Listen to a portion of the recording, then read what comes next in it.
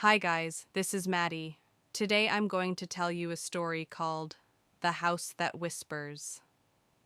And I want you to remember, this isn't just a story I heard. This actually happened. To someone I used to know. Her name was Jenna. She and her husband Mark moved into a suspiciously cheap Victorian house in upstate New York. It had been on the market for over a decade. Locals warned her, but she didn't listen. She was pregnant and desperate to settle down. The house looked perfect. Massive porch, ivy-covered walls, plenty of space. Too perfect. From day one, the house was wrong. Cold walls, flickering lights, every mirror gone, scratch marks behind the nursery wall. Jenna would feel cold drafts pass her even with all the windows shut. Sometimes the walls would thump, like something was crawling inside them. Then came the whispers, soft voices behind the walls, like prayers said from underground. Never loud, just enough to keep her awake at night. And they got louder the closer she got to the nursery. Jenna began hearing things, seeing fleeting shapes in the corner of her eyes. She dreamt of a pale woman standing at the foot of her bed, mouth sewn shut with black thread, staring, always staring. One morning, she woke up and pulled a coarse black thread from between her teeth. Then her baby, Caleb, started acting strange. He never cried. He stared at empty corners and smiled at nothing. One night, she caught him giggling at the ceiling like someone was playing peekaboo. Jenna swore the house was watching through him. Mark began to change too. He became distant, blank. He'd disappear into the basement and spend hours down there, whispering to someone who wasn't there. He started calling Jenna Margaret, and when she asked why, he'd just smile and say, "She's almost ready." Jenna found the basement by accident, a door hidden beneath an old rug. Down there, symbols were carved into the stone walls, and a wooden chair was bolted to the floor.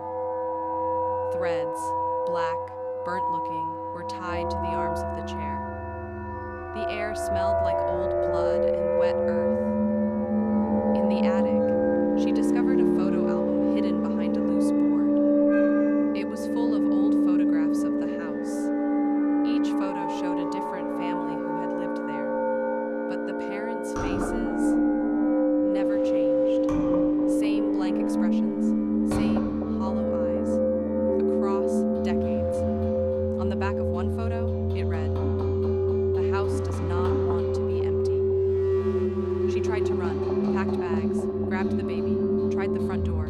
It wouldn't open, not locked, just part of the wall now. Windows wouldn't break. She took a hammer to them, but they didn't even crack. She screamed until her throat burned, but nothing came out, like the house had swallowed her voice. Then Caleb vanished from his crib. No sound, no signs, just gone.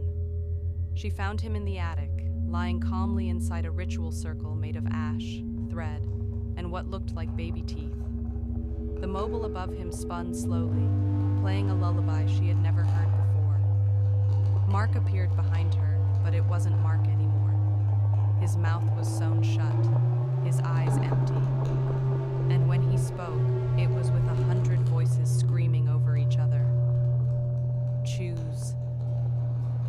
She stepped into the circle, cradled the baby, whispered something only he heard, and then the floor opened beneath her. She didn't fall, she sank.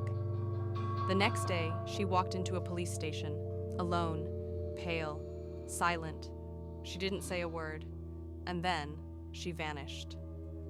The house was listed again within weeks. No mention of the family, no questions asked. A young couple bought it. As for Caleb, he entered foster care. Quiet kid, never spoke. But people said he'd stare into mirrors that weren't there. Foster parents found black thread under his pillow. One said he disappeared from a locked room and turned up in the attic of the neighbor's house. One foster mom swore she saw his reflection grin at her, even though his face didn't move. Some say the house is haunted